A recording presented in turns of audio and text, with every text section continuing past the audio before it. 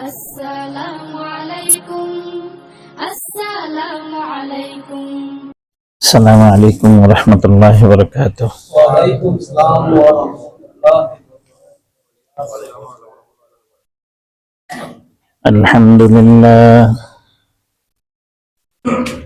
الحمد لله نحمده ونستعينه ونستغفره ونؤمن به ونتوكل عليه ونعوذ بالله من شرور أنفسنا من يهده الله فلا مضل له ومن يضلله فلا هادي له ونشهد أن لا إله إلا الله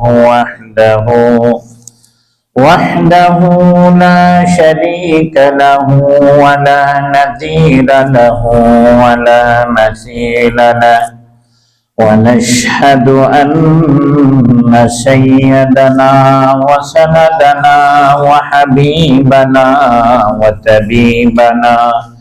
وطبيب قلوبنا وعلى آل سيدنا محمد وعلى آله وأصحابه وبارك وسلم. أما بعد فأعوذ بالله من الشيطان الرجيم. بسم الله الرحمن الرحيم. والذين إذا أنفقوا لم يسرفوا ولم يقتروا وكان بين ذلك قواما. صدق الله المولانا العظيم.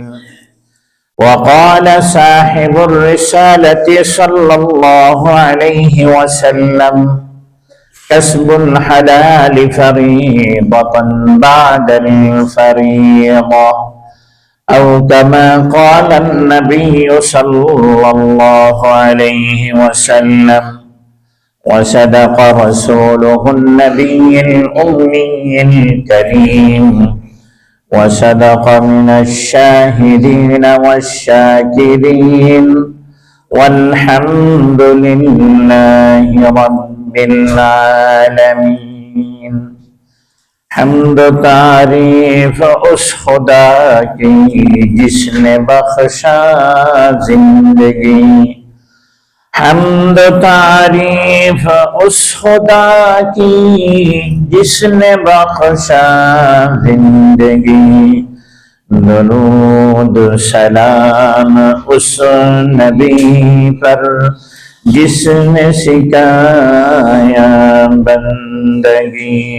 بلغ العلا بکمالہ کشف الدجی بجمالہ.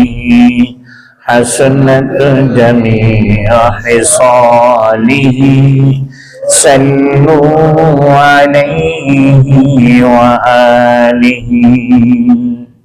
اللهم صل على سيدنا ونبينا وشفيعنا وحبيبنا ومولانا محمد صلى الله عليه وعلى آله وأصحابه وبارك وسلم. الحمد لله ثم الحمد لله. আল্লাহ সুবহানাহু ওয়া তাআলা লাখ কোটি শুকর যে মহান পরওয়ারদিগারে আলম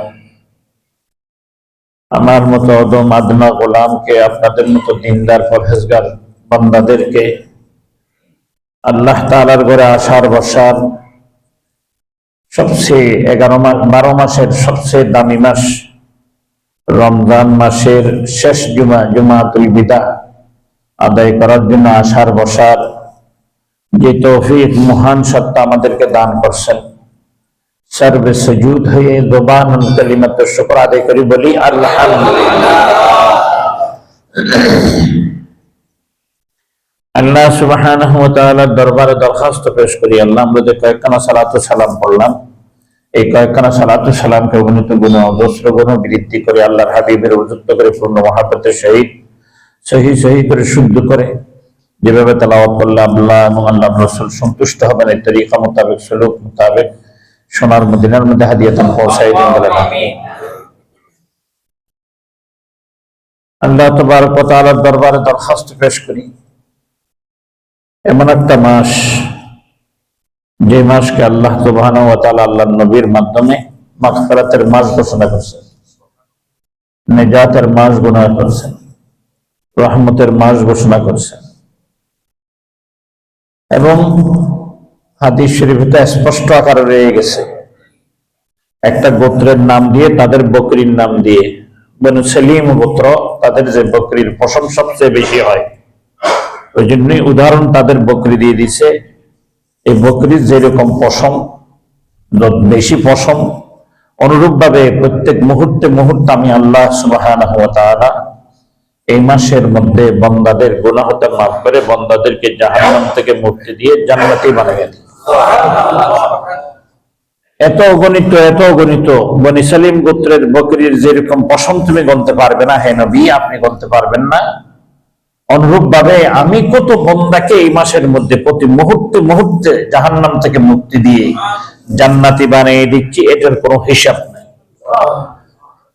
ওই জন্য আল্লাহর কাছে দরখাস্ত পেশ করি, আল্লাহ আপনি এই মাসের মধ্যে আজকে শেষ লগ্নে চলে আসলাম, 30শে রমজান। এই শেষ লগ্নের মধ্যে আল্লাহ আপনি যাদেরকে ক্ষমা করছেন তাদের লিস্টের মধ্যে আমাদের নামটা উঠিয়ে দিয়েছেন। আল্লাহ আপনি যাদেরকে জান্নাতি বানাইছেন লিস্টে দিয়েছেন, ওই লিস্টের মধ্যে আমাদের নামটা উঠিয়ে দিয়ে দেন। আল্লাহ যাদেরকে জাহান্নাম থেকে মুক্তি দিবেন যে লিস্টে লিখছেন, আল্লাহ ওই লিস্টের মধ্যে আমাদের নামটাও দিয়ে দিন। যত মুমিন বান্দাবাদী দুনিয়া থেকে বিদায় নিয়ে গেছে, যত মুমিন বান্দাবাদী এখনো দুনিয়াতে জীবিত আছে, কিয়ামত পর্যন্ত আনেওয়ালা আমাদের জেনারেশন, পরবর্তী জেনারেশন, আল্লাহ সুবহানাহু ওয়া তাআলা ওদের সকলের সমস্ত গুনাহ মাফ করে দিক বলেন আমিন। অত্যন্ত দামি মাস শেষ হয়ে যাচ্ছে, কত কিমতি মাস, কত দামি মাস, এটা আমি ভাষায় প্রকাশ করতে শেষ করতে পারবো না। কিন্তু এই দামি মাসের ইবাদত যদি আমি আর আপনি যদি কবুল করতে হয় আল্লাহর কাছে, কয়েকটা জিনিসের প্রয়োজন। তার মধ্যে আমি এক জুমায় বলেছিলাম কয়েকটা আলোচনা, আজকে আরেকটা আলোচনা করি। আমি একটা হাদিসে মুবারাকা আপনাদের সামনে পেশ করছি। আল্লাহ নবী রাসূলুল্লাহ সাল্লাল্লাহু আলাইহি ওয়াসাল্লাম বলছেন, আসবিল হালালি ফরিয়াদাতুন বা'দাল ফরিয়াদাহ, যে ফরজগুলি আমরা আদায় করি, নামাজ, রোজা, হজ, যাকাত, বলে এই ফরজগুলির পরে সবচেয়ে অগ্রগামী যে ফরজটা, এটা হচ্ছে কাসবে হালাল, হালাল রুজি অন্বেষণ করা। এক বনি ইসরাইলের বহুত বড় এক আল্লাহর ওলি ছিলেন, মানে আল্লাহর ঘর জিয়ারত করছেন, মান্নত করছেন যে আল্লাহর ঘর জিয়ারত করার পর আমি একটু বাইতুল মুকাদ্দাসও দেখব। তখন আল্লাহর ঘর জিয়ারতের পরে উনি বাইতুল মুকাদ্দাসের জন্য রওনা দিবেন। এর আগে উনি খেজুর কিনতে গেছেন। খেজুর কিনতে গিয়ে যখন বস্তার থেকে খেজুর নিচে, আমাদের এখানে যে ট্রের মধ্যে রাখে না খেজুর, এখান থেকে নিতে গিয়ে একটা খেজুর বাইরে পড়ে গেছে। সে মনে করছে এটা তার যে ওজন মাপতেছে, তারপর আল্লাহর ওখান থেকে মনে হয় মাপার পরে পড়ছে। সে অতটুকু গুমান করে আন্দাজ করে খেজুরটা খেয়ে ফেলছে। তিনি বাইতুল মুকাদ্দাস চলে গেলেন। তখনকার সময় বাইতুল মুকাদ্দাসের মধ্যে একটা প্রথা ছিল, দিনের বেলায় ইবাদত করত মানুষ, রাত্রে বেলায় ইবাদত করো জিন্নাত, ফেরেশতা, এরা ইবাদত করত রাত্রে। যখন উনি গেলেন, এখানে নিয়ম নাই রাত্রেকালীন বাইতুল মুকাদ্দাসে কেউ থাকবে, নিয়ম নাই। এখানে ধরেন যে খাদেম, খদ্দাম যারা আছেন, পুরা চতুর্দিকে চেক টেক করে দেখেছে কেউ নাই, দরজা বন্ধ করে চলে যান। ঘটনাক্রমে ওই দিন উনি যখন দেখলেন যে আমাকে প্রথম দিন বের করে দিচ্ছে, তো এখানে আমি ঢুকবো থাকবো কেমন, আমি তো বাইতুল মুকাদ্দাসের ভিতরে, ফেরেশতারা কেমনে নামাজ পড়ে এটা দেখতে চাই, জিন্নাতরা কেমনে নামাজ পড়ে এটা দেখতে চাই। তখন সে তার মাথায় একটা বুদ্ধি আসলো যে দরজার কপাট আছে না, দেখলাম যে দরজার কপাটের পিছন দিয়ে দেখে না কে, খাদেম। 2-4 দিন যা দেখলাম ওই পিছন দিয়ে দেখে না, বাকি সব জায়গায় বলে দেখে। উনি দরজার কপাট, বড় বড় দরজা আছে না, বড় বড় দরজার কপাটের পিছনে ঢুকে গেছে। খাদেম সব দিকে তাকিয়ে তাকিয়ে দরজাটা বন্ধ করে চলে গেছে। ফেরেশতার কাফেলা আসছে ইবাদত করার জন্য, তখন বলা বলি করতেছে এখানে তো মানুষ হয়ে গেছে। না উনি মানুষ না, উনি মানুষ না, উনি অনেক বড় আল্লাহর ওলি। একজন বলছে তুমি কি জানো আল্লাহর ওলি? আমি তো ওনার জন্য নিযুক্ত ছিলাম, ওনার ইবাদত আল্লাহর কাছে পৌঁছাই দিতাম। ওই নিযুক্ত আমি ফেরেশতা ছিলাম, আমি না জানি ওনার ব্যাপারে। বলে কি? বলে আজকে এতদিন, অর্থাৎ এটা 6 মাস লাগে বাইতুল্লাহ থেকে ওই মুকাদ্দাস বাইতুল মুকাদ্দাস পর্যন্ত যাওয়া, 6 মাসের রাস্তা হেঁটে যাওয়া। এই 6 মাস তার কোনো ইবাদত কবুল হয়নি। বলে কেন? বলে এই জন্যই যে সে যখন খেজুর কিনতে গেছিল, ওই খেজুর কেনার সময় তার একটা গুমান বশত এটাকে সে নিশ্চিত করে নাই, এটাকে হালালকে হারাম এটা নিশ্চিত করে নাই, মাত্র একটা আশঙ্কার উপর নির্ভর করে সে খেজুরটা খেয়ে ফেলছে। কিন্তু খেজুরটা তার থেকে পড়ে নাই, খেজুরটা ছিল মালিকের। সে ওখান থেকে আবার রওনা দিছে, আবার 6 মাস হজের সিজন আবার চলে আসছে। আইসা যখন ওই দোকানে গেছে, ওই দোকানে দেখে এক যুবক। বলে ভাই এখানে তো একজন বৃদ্ধ ছিল গত হজের সময়। হ্যাঁ ছিল। কেন, কি হয়েছে? আপনি কি তার থেকে কিছু টাকা টুকু পান নাকি? সে মারা গেছে, তো মারা গেলে তো এইটাই জিজ্ঞেস করে বেশি আপনার পর্যন্ত, কারণ দেওয়া লাগবে আবার এইভাবে, এটাও আবার কর্জ করে গেল, এইটাও শেষ। ওই জন্য জিজ্ঞেস করতেছে কেন, কিছু পাবেন টাবেন নাকি? না না না না, আমি পাবো না, আমার থেকে পাবো। বলে কি পাবো? বলে একটা খেজুর। তাহলে একটা খেজুরের জন্য আবার এখানে আসতে হয় নাকি? না না ভাই আমার আসতে হয়েছে। বলে উনি কোথায়? বলে উনি তো মারা গেছেন। ইন্না লিল্লাহি ওয়া ইন্না ইলাইহি রাজিউন। জিজ্ঞেস করলেন তাহলে এখন আমি কি করতে পারি ভাই? আমি তো আপনার এক খেজুরের মাত্র 8 ভাগের 1 ভাগ। কয় ভাগের 1 ভাগ? 8 ভাগের 1 ভাগ। অর্থাৎ আমরা 6 ভাই 1 বোন, 6 ভাই 1 বোন, সরি 6 ভাই 2 বোন, 6 ভাই 2 বোন। এই ভাগগুলি হইতে হইতে হইতে হইতে যখন বললো তাহলে তোমাদের ভাই, বলে এক ভাই অমুক জায়গায় থাকে, এক ভাই অমুক জায়গায় থাকে, এক ভাই অমুক জায়গায় থাকে, বোন একটা অমুক জায়গায় থাকে, বোন একটা অমুক জায়গায় থাকে, ইয়ামানে থাকে। গেছে সেই এদিকে, অর্থাৎ এটা উত্তর দিকে।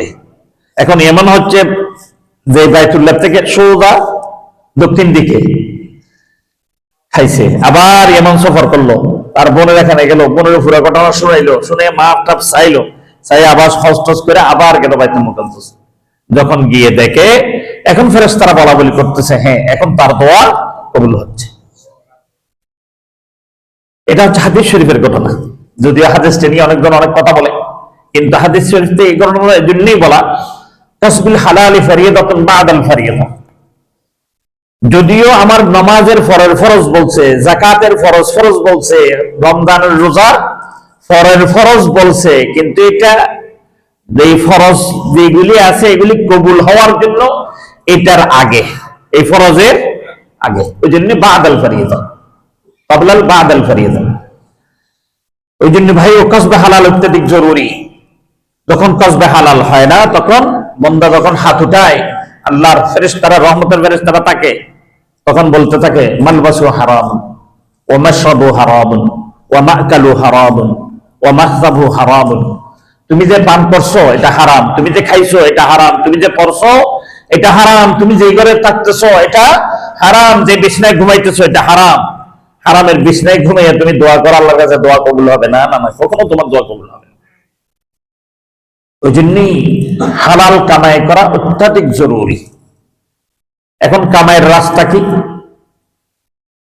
আল্লাহ সুবহানাহু ওয়া তাআলা কামাইয়ের ব্যাপারে 2টা রাস্তা, 2টা পথ, 2টা জিনিস শর্ত দিয়ে দিলেন। একটা হচ্ছে যে যেই পথে আসবে ওই পথ হালাল হইতে হবে, যেই জিনিস আসবে ওই জিনিসও কি হইতে হবে? হালাল হইতে হবে। যেমন শিল্প, আমার আয় আসার রাস্তা, আমি শিল্পপতি, বা আমি কৃষক বা আমি চাকরিজীবী বা ইত্যাদি অন্য কোনো শ্রেণী হলেও হইতে পারে, যেটাই হবে ওই পথটা কি হইতে হবে, হালাল হতে হবে। আমি কৃষিকাজ করি, আমরা তো খুব স্বচ্ছ মনে করি কৃষিকাজকে, বলছে এর সে স্বচ্ছ আর কোনো কাজ নেই। কিন্তু কৃষিকাজ করতে ঠিক আছে, অন্যজনকে না বলে সে ব্যক্তি এখানে নাই, এই এলাকায় নেই, কিন্তু জমিনটা তার, এটা আমিও জানি, সেও জানে। ওই জমিনে যখন ফুরে আর কি করবো, এখানে চাষ করে বস খাওয়া আরম্ভ করলাম, তার কি নিলাম না, অনুমতি নিলাম না। এই স্বচ্ছ কেটে কি আর স্বচ্ছ রইল না, অস্বচ্ছ হয়ে গেল, পুরো হারাম হয়ে গেল। একটু মাত্র অনুমতি নিলে কিন্তু সেও জানে এখানে আমার তো কিছু করতে পারি না, ঠিক আছে বেটা যদি এটা করে একটু দখলে থাকবে হইলো, ঠিক আছে তুমি করো, কেউ যদি আসে তুমি তাকে বলবা কিন্তু আমার জায়গা কিন্তু। তো সেই কাজ একটা করে দিলে তার এই জমির ফসল তার জন্য কি হয়ে যাবে, তখন হালাল হয়ে যাবে। এখন কিন্তু হারাম হয়ে গেল অনুমতি না নেওয়ার কারণে। অনুরূপ প্রত্যেকটা বিষয়, চাকরিতে এরকম, চাকরিতে এমন বিষয় কিছু রয়ে গেছে, হারামের চাকরি রয়ে গেছে, কিছু হালালের চাকরি রয়ে গেছে। হালালের চাকরিও যদি করে, এখানে যদি কোনো হারামের সম্মিশ্রণ হয়ে গেছে, তখন কি হয়ে যাবে, হারাম হয়ে যাবে। ব্যবসা বাণিজ্য একই। তাহলে এই জন্য দেখা যাচ্ছে যে আপনার দুইটা জিনিস দেখতে হবে আয়ের উৎসের মধ্যে। প্রথম নম্বর, কোন সোর্স আয়টা আসতেছে, ওই সোর্স হালাল হইতে হবে, এবং যেই জিনিসটা আসতেছে দ্বিতীয় নম্বর, ওই জিনিসটা কি হইতে হবে, হালাল হইতে হবে। ওই জন্যই শুধু এমনি হালাল হালাল বললাম, আমি আমার চাকরির পয়সা হালাল, আমার অমুকটা হালাল, এটা বললে হবে না। এটার জন্য আমি দুইটা বিষয়ের উপর ওয়াজ করতে গেলে আমাকে অনেক সময় লাগে যাবে। ওই জন্য আমি আপনাদেরকে বলবো, ঠিক ব্যক্তিগতভাবে জিজ্ঞেস করে নিতে হবে, আমি এই চাকরিটা করি, আমার এই চাকরির এই অবস্থা, এই হাল, এই কায়ফিয়ত, এই অবস্থা, আমার এটা হালাল কিনা। যদি হালাল হয়ে থাকে তাহলে ঠিক আছে, যদি হালাল না হয় তাহলে আমার জন্য এই চাকরি ছেড়ে দেওয়া ফরজ, ওয়াজিব। এরপরে রয়ে গেল ব্যয়। শুধু আয় করলাম না, দুই রাস্তা বললাম, বস আয় যখন করে ফেলছে হালাল, এবার ব্যয় করা আরম্ভ করে দিই, কি বলেন? না, এরকম হতে পারে না। আল্লাহ সুবহানাহু ওয়া তাআলা ব্যয়ের ব্যাপারে বলেন, ওয়াল্লাযীনা ইযা আনফিকু লাম ইউসরিফু ওয়া লাম ইয়াকতুরু ওয়া কানা বাইনা যালিকা কাওয়ামা।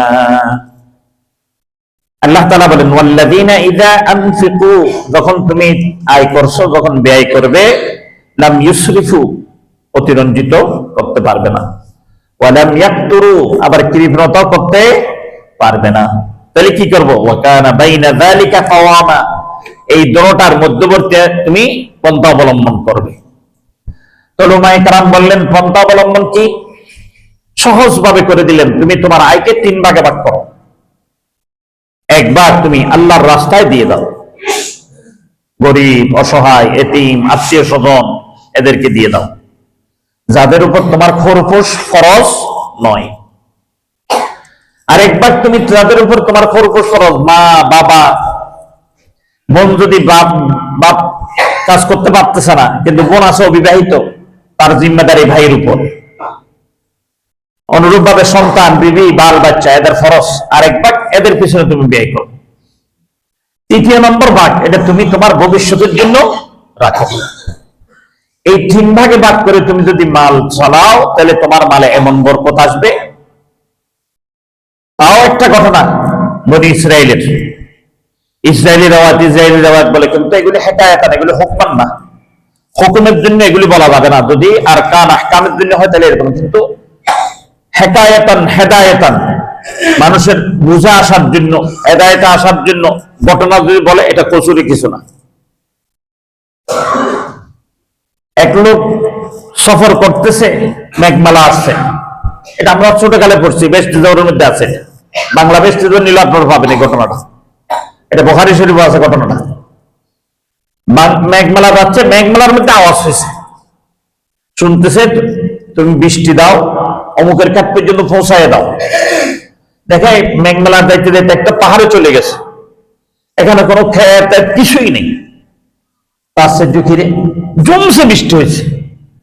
বৃষ্টি হওয়ার পর দেখে বৃষ্টি সব পানি এক জায়গায় আসছে, আস্তে আস্তে আস্তে আস্তে যাইতেছে, যাইতেছে, এও এখন শুরু করছে যে কতটুক যায়, এটা কোথায় যায়। গিয়ে দেখে এক কৃষক কি করতেছে, তার ট্রেনিং দিতেছে।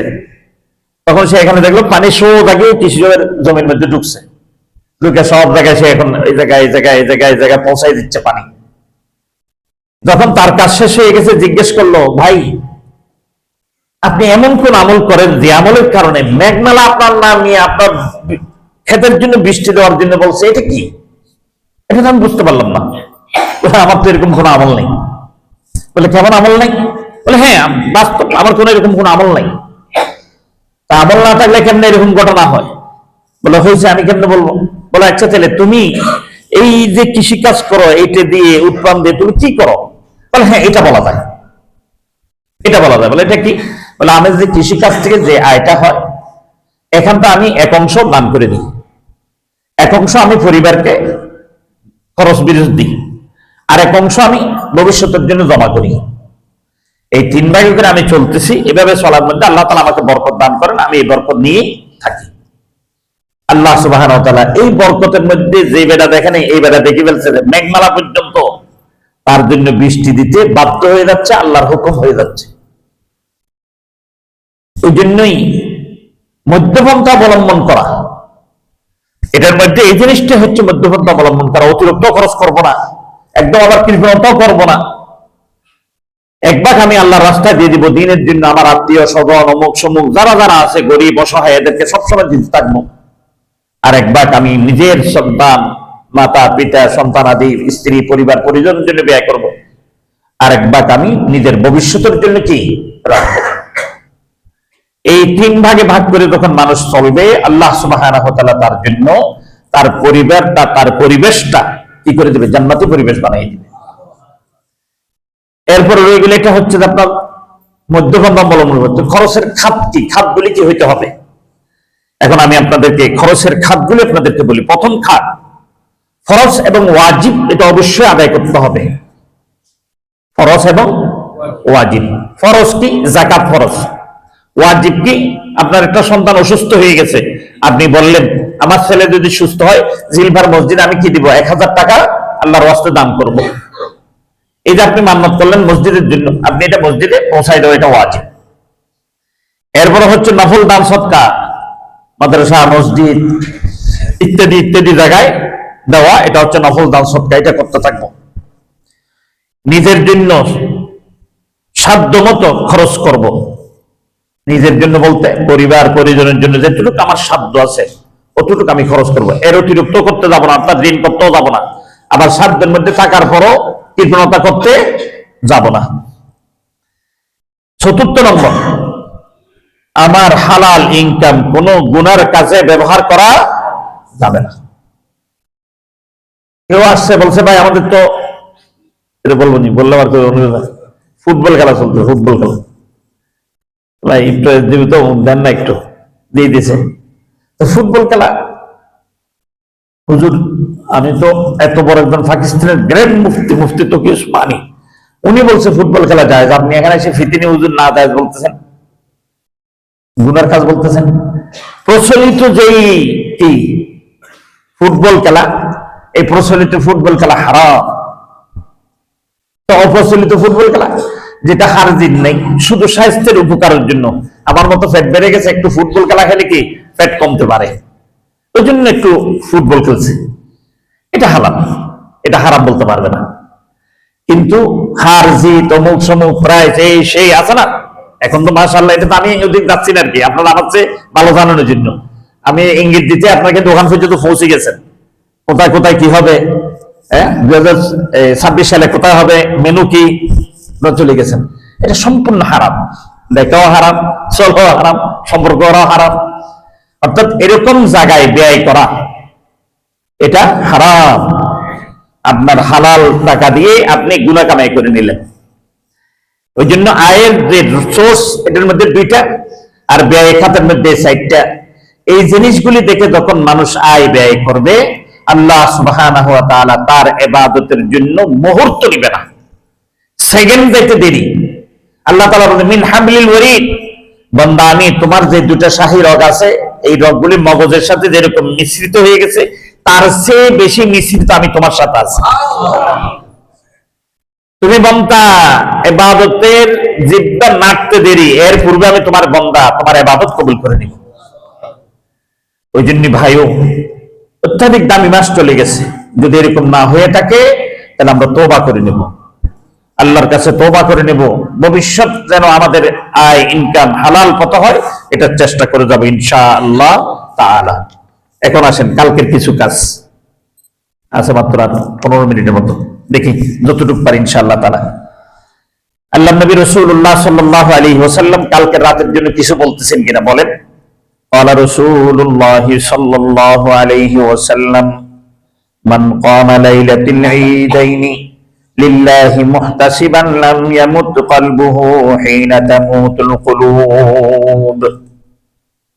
আল্লাহ নবী রাসূলুল্লাহ সাল্লাল্লাহু আলাইহি ওয়াসাল্লাম বলেন, যে দুই ঈদের রাত্রি তোমাদের সামনে আসে, এই দুই ঈদের রাত্রি যদি কেউ যদি না ঘুমাইয়া জাগন থেকে আল্লাহ তাআলার ইবাদতের মধ্যে রত করে, সমস্ত অন্তরগুলি যখন মরে যাবে তখন যেই অন্তর জেগে থেকে দুই রাত্রিকে অতিবাহিত করছে ওই ব্যক্তির অন্তর ওই সময় মরবে না।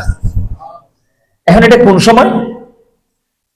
মুহাদ্দিসিনে কেরামের বিভিন্ন কওল, আমি দুইটা শুধু আপনাদের সামনে পেশ করবো, দুইটা কওল। একটা হচ্ছে এটা, কাল কিয়ামতের ময়দানে যখন নাকি সকলেই নিজের নফসের দিকে তাকে দৌড়ে দৌড়ে আরম্ভ করে দিবে, কি বলবে? ইয়া নফসি ইয়া নফসি ইয়া নফসি ইয়া নফসি। নিজের নফসের বিহাল অবস্থা, মৃত্যুর সে আরো বেশি কঠিন। এই সময়ের মধ্যে যেই ব্যক্তি এই দুই ঈদের মধ্যে কি করবে? রাত্রি জাগন থেকে ইবাদত করবে, আল্লাহ সুবহানাহু ওয়া তাআলা বলতেছেন সে ওই দিন এরকম বিচলিত হবে না, পেরেশান হবে না, নির্বিঘ্নে আল্লাহ তাআলার আরশের ছায়ার নিচে সুন্দর দিব্যি বালিশের মধ্যে তকিয়ার মধ্যে হেলান দিয়ে ঘুমাচ্ছে। চিনি বেটা তুমি এরকম করো, আমি তো রাত্রে ঘুমাই নেই, ওই জন্য রাত্রে ঘুমটা একটু পূরণ করে লই। তোমরা তো রাত্রে ঘুমাইছো, ওই জন্য এখন একটু পেরেশানি করো। দ্বিতীয়, মুহাদ্দিসিনে কেরাম বলছেন যখন নাকি তোমার জান কবজ করা হয় তখন আত্মা শুকিয়ে যায়, মৃত্যুর সে আরো কঠিন হয়ে যায়। বলতেছে যে ব্যক্তি এই দুই রাত্রি আল্লাহর জিকির আজকার ইবাদত বন্দেগীতে কাটাবে, আল্লাহ সুবহানাহু ওয়া তাআলা তার জিহ্বাকে তরুতাজা রেখে দিবে। জিহ্বা দিয়ে ঈমানের স্বাদ নিতে থাকবে, আল্লাহর জিকির করতে থাকবে, দুনিয়ার থেকে আল্লাহর সাথে সাক্ষাতের জন্য চলে যাবে। স্লোগান দিয়ে দিয়ে নেতার সামনে যখন আসে, স্লোগানের আওয়াজ বেড়ে যায় কি কমে? এটা করবো না, কমে? আরে যখন স্টেজের সামনে আছে লাফালাফি কারক এটা শুরু হয়ে যায়। আবার আপনারা কোন আমরা না দিন, এটা আপনারা কি না দিয়ে থাকেন নাকি? এটা মিথ্যা কথা। অনুরূপ ভাবে আল্লাহ বলতেছে, বান্দা যখন তুমি আমার সামনে হাজিরা দিতে আসবে, যদি এই দুই রাত তুমি জাগন থাকো, আমি বলতেছি তোমাকে তোমার জিহ্বার মধ্যে আমি এমন স্পিড দিয়ে দিব, আমার সাথে আসবে তুমি ওই রকম মাথাল স্লোগান দিয়ে লা ইলাহা ইল্লাল্লাহ মুহাম্মাদুর রাসূলুল্লাহ বলে তুমি আমার সামনে হাজিরা দিয়ে দিবে। সুবহানাল্লাহ বলবেন না? আরো অনেক ফজিলত জান্নাতের দুইটা আপনাদের সামনে সবাই ইজাজত দিচ্ছেন আমাকে। ওই জন্যই এই দুই রাত্রি অত্যাধিক দামি রাত্রি। আমাদের ওলামায়ে কেরাম বলে, হুজুর আপনি তো এটা সবল ইমানদারের জন্য বলছেন, দুর্বল ইমানদারের জন্য কিছু বলবেন না, ওয়াজ করবেন না? হ্যাঁ, দুর্বল ইমানদারের জন্য ওলামায়ে কেরাম পথ রাস্তা দেখাই দিছে। এটা কি? হাদিস শরীফে স্পষ্ট রয়ে গেছে, কোন বান্দা যদি পুরুষ এশারের নামাজ জামাত আদায় করবে এবং ফজরের নামাজ জামাত আদায় করবে, ওই বান্দা সারা রাত্রি ইবাদতের সওয়াব আল্লাহ তাআলা তার আমলনামায় দিয়ে দিবেন। এটা হাদিস অহরহ রয়ে গেছে। তো এটা পুরুষ না মহিলা? বলছে মহিলা আউয়াল ওয়াক্তে নামাজ পড়ে ফেলবে, এশারের নামাজ এবং ফজরের নামাজ যথাযথভাবে পড়বে, আল্লাহ সুবহানাহু ওয়া তাআলা ওই মহিলাকে ওই জামাতের ফজিলত দিবে এবং আল্লাহ সুবহানাহু ওয়া তাআলা ওই মহিলাকে সারা রাত্রি ইবাদতের সওয়াব দিয়ে দিবে। এটা হচ্ছে হাদিসটা আপনাদের শুনলাম। এরপর আসেন, এই হাদিস থেকে মুহাদ্দিসিনে কেরাম বললেন, যারা দুর্বল ইমানদার, না ঘুমাইলে সমস্যা, অসুস্থ রয়ে গেছে, এরা কি এত বড় আযাব থেকে মাহরুম যাবে? না, মাহরুম যাইও না। তোমরা একটা কাজ করো, এশারের নামাজ পড়ো। এশারের নামাজ পড়া সর্বোচ্চ 20 মিনিট, 25 মিনিট, 30 মিনিট একটু জিকির আজকার করো, 2-4 রাকাত নামাজ পড়ো।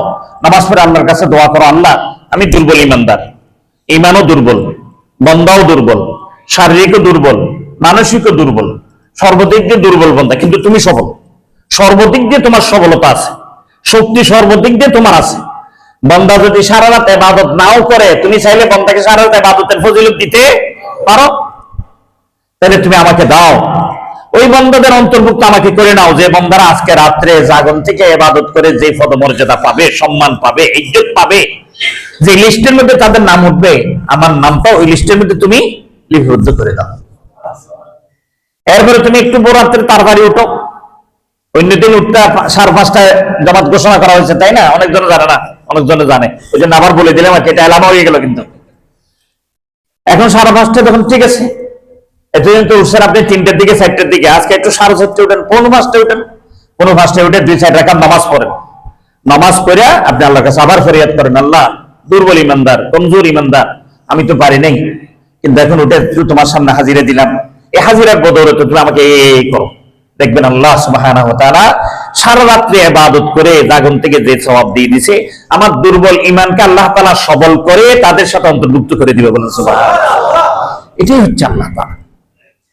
ওই জন্যই উলামায়ে কেরাম বলছেন, কমপক্ষে যারা দুর্বল ঈমানদার, ওই রাত্রির জন্য কমপক্ষে এই আমলগুলি করবো, ইনশাআল্লাহ আমরাও করবো, ইনশাআল্লাহ। কি বলেন? ইনশাআল্লাহ।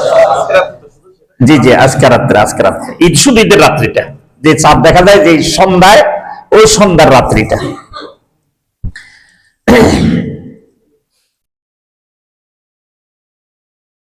এখন যেটা রয়ে গেছে ঈদের দোয়া, বলা আমরা ঈদ মোবারক বলি, এটাও আছে, সমস্যা নেই, এটা বলতে পারবে না, এরকম যদি কেউ বলে এটা ভুল হবে। কিন্তু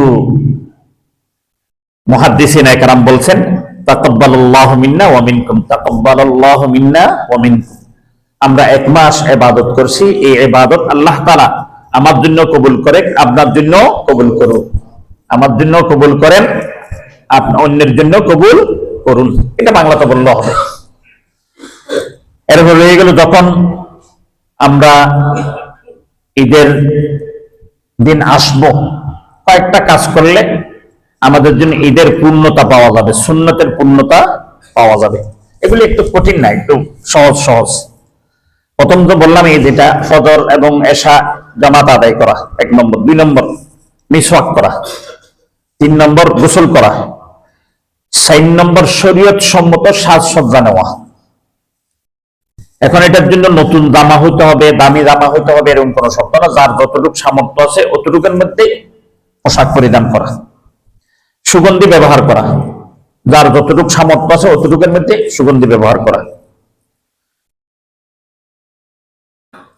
আসার সময়, এই ঈদের মধ্যে আসার সময় মিষ্টি মুখ করে আসা, অর্থাৎ মুখের মধ্যে কিছু মিষ্টি দেওয়া। রাসূলুল্লাহ সাল্লাল্লাহু আলাইহি ওয়াসাল্লাম খেজুর খেয়ে দিতেন, আমি প্রতি সময় বলি, এখন তো খেজুর সহজ, এখন এই একটা পায়েস বানাইতে যতক্ষণ সময় লাগে না, তার চেয়ে অনেক কম সময়ের মধ্যে কি খেজুর জোগাড় করা যায়। তাহলে রাসূল খেজুর খেয়েছে, আমি খেজুর খেতে পারি, 1টা বা 2টা খেজুর খেয়ে রওনা দেওয়া।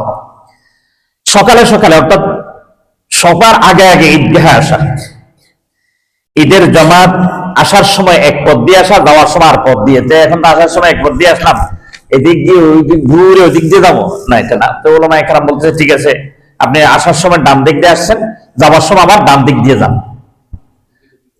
তখন কি এক রাস্তা হইলো, পথ 2টা হয়ে গেছে, 2 দিক দিয়ে হয়ে গেছে। আসার সময় ডান দিক দিয়ে আসছেন, যাওয়ার সময় ডান দিক দিয়ে যান, তাহলে এই পাশ দিয়ে হয়ে যাবে। এরপরে যদি বেশি দূর না হয়, অনেকজন আছে সব করে অমুক জায়গায় ঈদের নামাজ পড়তে হবে, এরকম কোনো ফজিলত নেই। অমুক জায়গায় ঈদের নামাজ পড়তে যাবে, ঈদের নামাজ ওখানে পড়লে যে ফজিলত বেশি, এরকম কিছু কেউ দেখাতে পারবে না।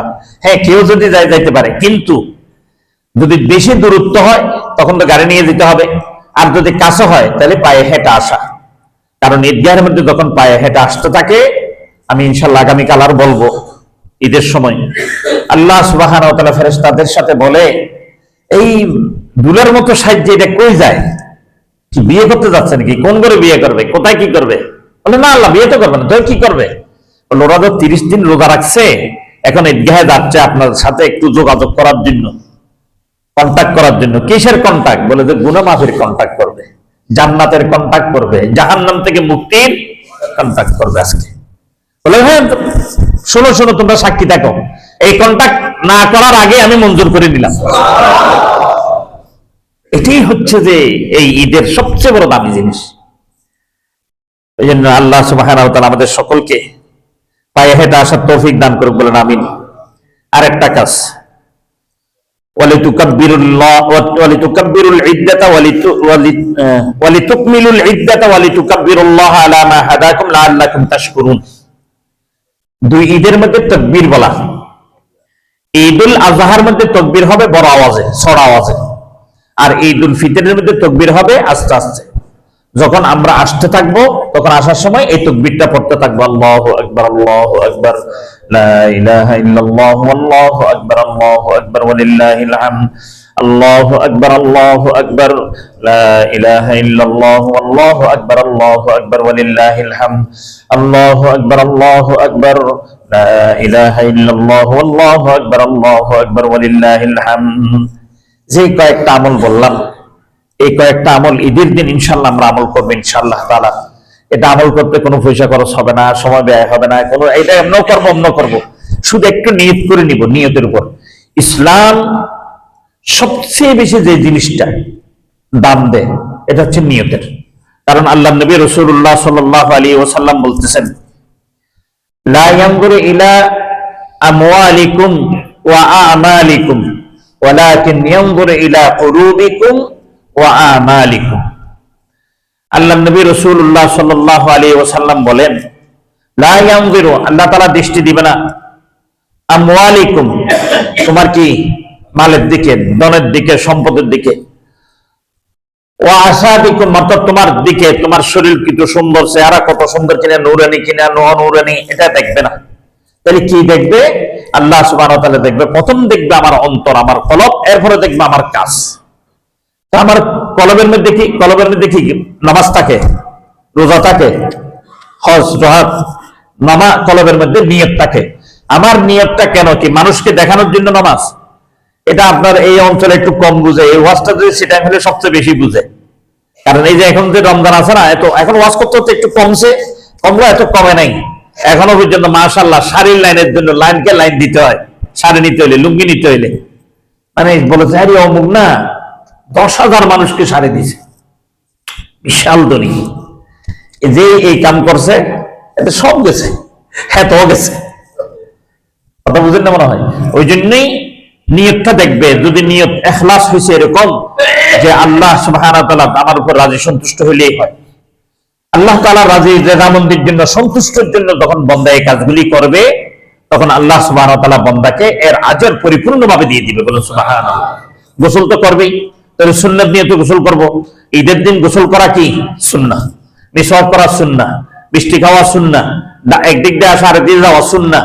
এরকম প্রত্যেকটা যখন সুন্নাত হিসেবে আমি আমল করব, আল্লাহ সুবহানাহু ওয়া তাআলা, আল্লাহ নবী সাল্লাল্লাহু আলাইহি ওয়াসাল্লাম বলছেন, 100 নেকি আমার আমলনামায় প্রত্যেকটা কাজের বিনিময়ে দিয়ে দিবে। বলুন সুবহানাল্লাহ। 100টা করে প্রত্যেকটা কাজের বিনিময়ে। আল্লাহ সুবহানাহু ওয়া তাআলা আমাদের সকলকে যে কয়েকটা কথা আমরা শুনলাম, এই কথাগুলি আমাদেরকে আমল করার তৌফিক দান করুন। আমিন। ওয়া আখিরু দাওয়ানা আলহামদুলিল্লাহি রাব্বিল আলামিন।